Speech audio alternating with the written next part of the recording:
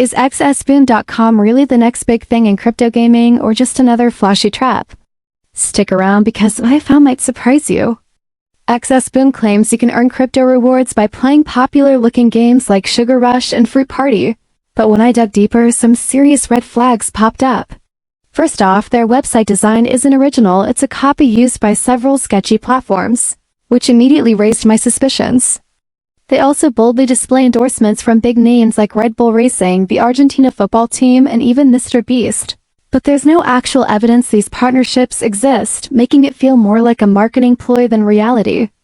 Another major inconsistency is their claim of being a leading platform since 2017.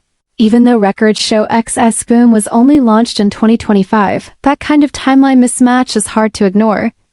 Plus, when I checked for real user experiences, there was a complete lack of genuine reviews or credible feedback on trusted sites like Trustpilot, which usually is a big warning sign.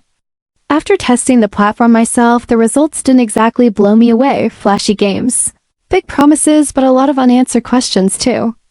I'm not saying XSBoom is 100% a scam, but there is definitely enough shady behavior to make you think twice before handing over your time or worse, your crypto.